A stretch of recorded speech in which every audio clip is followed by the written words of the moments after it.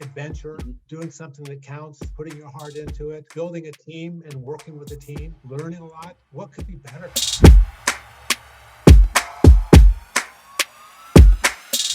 Welcome back, everybody. Rich Brubaker, Shanghai-based mission-driven entrepreneur, here today with another episode of the Mission Driven Podcast. In this episode, I'm extremely happy to be joined by another mission-driven entrepreneur who 30 years ago realized that he had the potential to solve really big problems at scale. In that time, he built PTP, a vertically integrated forestry products manufacturer, which, as part of their business model, planted more than 100 million trees, and through his second organization, Mountain Hazelnuts, brought economic development at scale to Bhutan and has become one of the largest, if not the largest, private employer in the country. So, Daniel, thank you very much for joining us. Welcome to the community. It's a massive honor to have you join us and share your mission. As a starting point, would you mind introducing yourself and the mission that you're on? Rich, thank you so much. What a generous introduction. I was fortunate to come out to Asia in the 1970s and spend 3 years and see beautiful cultures and environments, and also be exposed to a number of issues. Changed my view about what I should do and what my obligation would be, and also about possibilities. And I came to the belief that actually private business would be the best way for me to try to address those issues. What were you seeing and what was driving you? Lots of different related issues that fit together with systemic challenges. There were areas in the Himalayas where I found refugees, and there were health issues or education issues. There was also a lot of destruction to the environment because of the way people were living. Yeah. And it seemed to me that there was an opportunity to try to look at each of those things, but to do it in a systemic way. A lot of people that kind of come across the same issues, see the same people, see the same environmental issues. They go into the UN, they go into a nonprofit. Why did you think business was the better path? Big institutions have a very important role, and we'll talk about that later, I hope. Yeah. World Bank particularly has been a great partner, but I know that they face a lot of constraints in how they can engage. And I wanted to have the freedom to be able to do what I believed is really appropriate in a specific situation. And I wanted to have fewer constraints.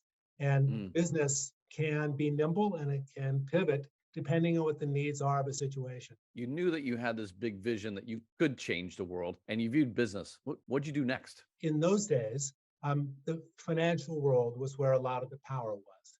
And so I went into banking and then later into investments because I Yeah. thought that would be the way to be able to create entities, to be able to create leverage.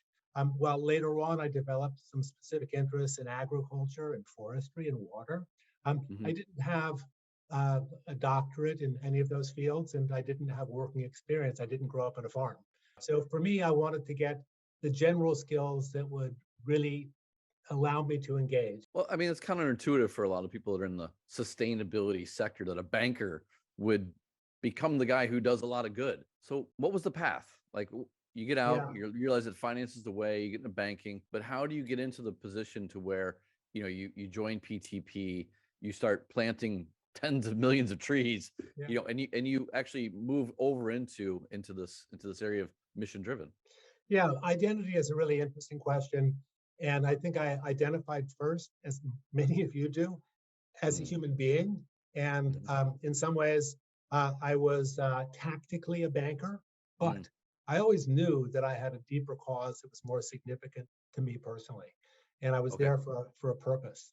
It wasn't that I was biding time. I was working hard, and but I knew that I was going to use those skills for something else. And I was incredibly fortunate to meet a brilliant mentor, and Yeah. he had a great vision and he needed someone to do it. And he said, Daniel, take a bunch of your capital and come invest, and I'll let you run the company. Mhm. And I'm going to be there telling you what you should do and what you're doing wrong. Did you start off with the idea that that there would be a sense of mission in the beginning, or was it a business first, and then over time you started to layer in the mission? And Yeah, I was fortunate that my mentor, he knew that China had a huge deforestation problem, buying lots of plywood from Indonesia, Malaysia.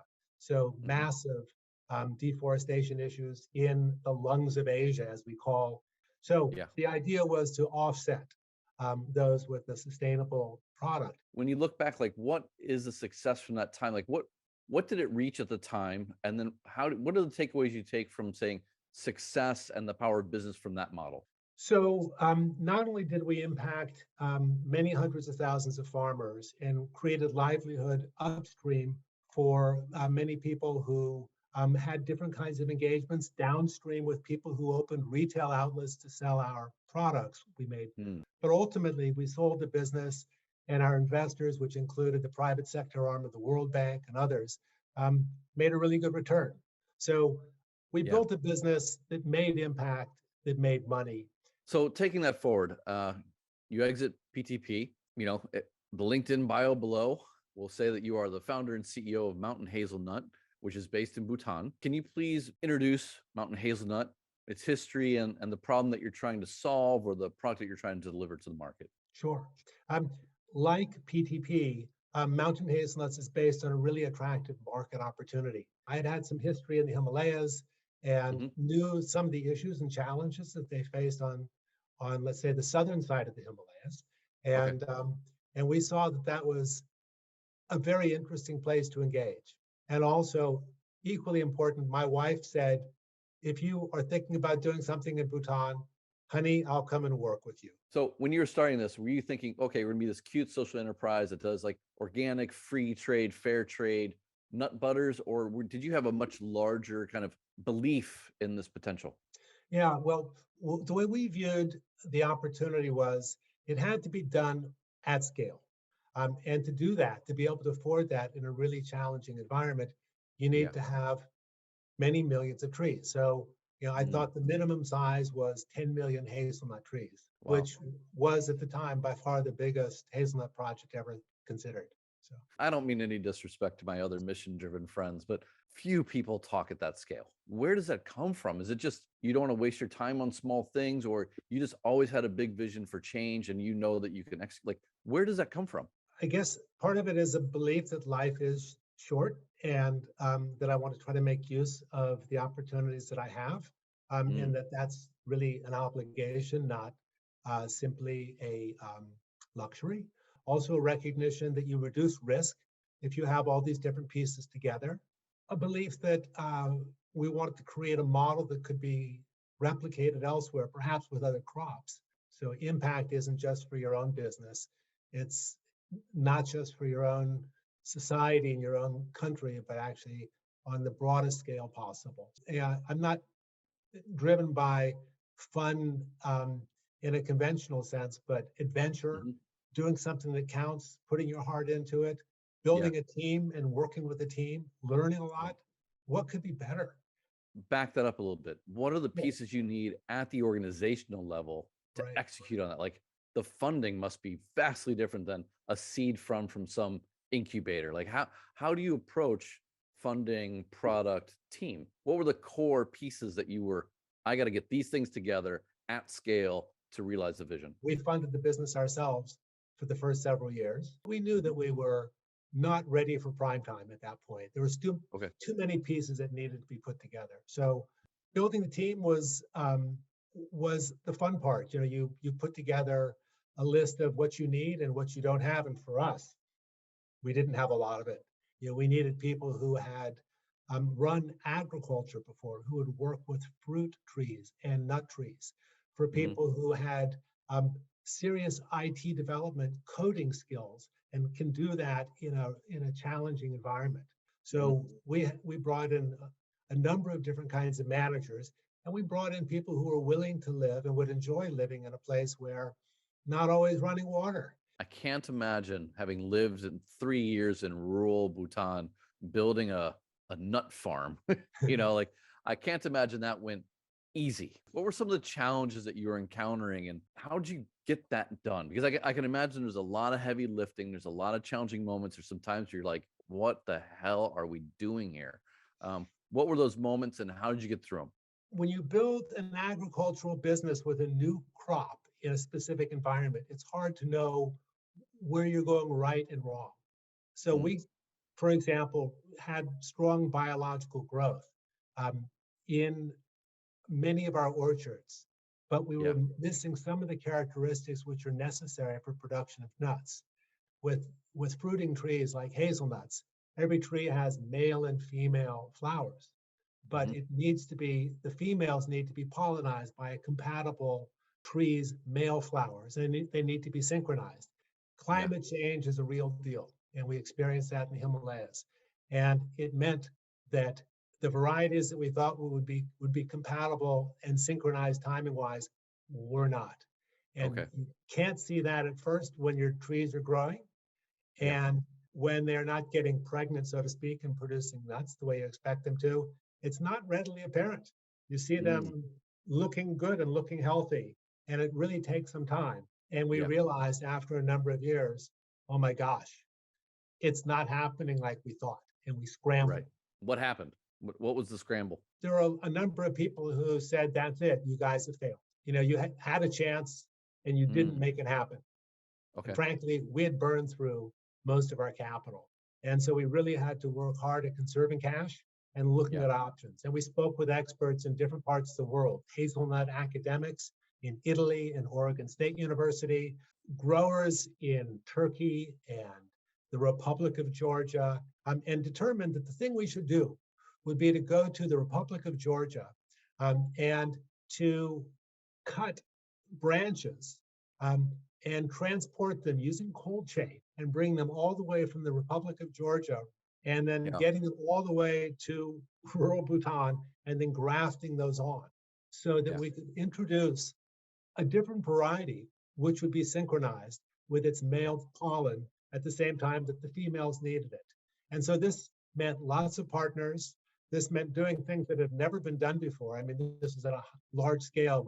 We're talking about 300,000 sticks that are a meter long initially that had to be Wow. treated, and then to make sure that they can be brought back to life. And ultimately with 700,000 grafts that year, and then 700,000 grafts in the following 3 years in order to introduce the right synchronicity. Transitions well into teams. You keep mentioning teams. How do you build teams? What are you looking for? Because I know a lot, like I'm a solo entrepreneur, and I fully appreciate that if I don't have a co-founder who can do what I can't do, that I need to build a team of people who can, and we're working as a unit. That's very difficult for almost every entrepreneur I talk to. How do you approach it? What are you looking for? And how do you know when you got things right? That's something which I think has come increasingly over time. And it's developed also in working with people who have more experience. I'm always looking for people who have different qualities and different skills. But there has to be some common characteristics. Mhm. And for me, unifying values is really important.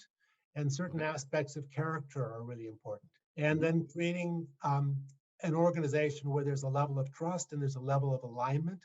And Yeah. as much as possible, shared risk and shared reward. You mentioned that discipline is important and mentors are vital. Yeah. Talk me through that. Like what about this? What's the disciplines that you have that you think lead to success, and how were those shaped by or supported by the mentors that you have? Yeah. So discipline is something that for me, don't think I was born with. I enjoyed myself as a high school kid, and I think there are very few classmates who would say that I was a disciplined student. I was focused on um, soccer and a few other things, music, when I was young, but I saw the importance of it over time. And I saw it with people who achieve things, and I wanted to emulate them. And I saw that it had to do with the way they took care of their bodies, how they developed their minds, how they created a vision that they could become. Um, Yeah. you know, it doesn't mean that we're unhappy with ourselves, but it means that we desire to do something greater with ourselves. And how do we get there? And so for Yeah. me, discipline is all about that, having a pragmatic approach to become what you want to be. Some of that has to do with the way you engage professionally. And so I needed to work in big companies to learn professional discipline, to learn to communicate in a way that was appropriate, to not say too much, not say too little. So Yeah. that's one aspect that I think is really important for me. And mentoring is related to that because, but having somebody who you can use as a model, and ideally, if there's somebody who will give you some clear Mm. guidance, and in my case, tough love is really important. And I've had maybe Right. 7 different mentors, and some of them have been really explicit mentors, but I've had some other mentors who may not be aware of what their impact was on me, but it was really profound. Yeah, I will say one of the biggest measures of success of this channel and the work that I've been doing here is the fact that I have entrepreneurs, or I'm introduced to entrepreneurs on a regular basis who just have questions, right? And sometimes they need real help, and sometimes they just need someone to talk to and be like, "Hey, I've got this issue. Do you know anyone that's successfully gotten through it? What have you gone through?" They just need to talk through it. But I'm curious, for your mentors, do you actively seek out for a specific behavior, business challenge, vision, thing that you need to solve for yourself? Or is it just you start talking to someone and you realize that you can learn from them and it goes from there? Specific intervention in a business often come from people who just know more, and having a thought partnership is really good. And I talk with dozens of people about my business, Yeah. and I'm happy to advise many people. A mentor for me is something which is much more significant, and it involves a real commitment. Okay. I was fortunate that I had an explicit commitment from several mentors who knew that they had that role in my life and that responsibility. Mhm. And when necessary, they provided um, the, the strength in feedback that I needed in order to be clear. As a last question, Yes. you're talking to an aspiring mission-driven entrepreneur who has a grand vision for change. What are the tips that you would give them to get onto that path and to put them in the best place to actually achieve that vision? It's wonderful to aspire to do things that are huge, but it's really important to ensure that whatever you want to do, that it works on a micro scale initially, and that it Yeah. can be expanded out. And I always say, talk with a lot of people who can view it from different perspectives. You need to view things objectively, and with your own Mhm. eyes, that's hard to do. And I always encourage them to try to find people who have more experience to be part of a board of advisors Mhm. informally to give them some guidance as they go. Thank you very much again for joining us and sharing your insights, experience, and inspirations. Honestly, when we got into this, I just thought, okay, this would be a simple conversation. Then I realized, like, the size and scale that you've achieved, it's vastly different in ways, because your mindset is also set to be a little bit different. The way you attacked getting tools and resources was vastly different than the average person I'm speaking with. And so there's just so much value here, and I really appreciate the time.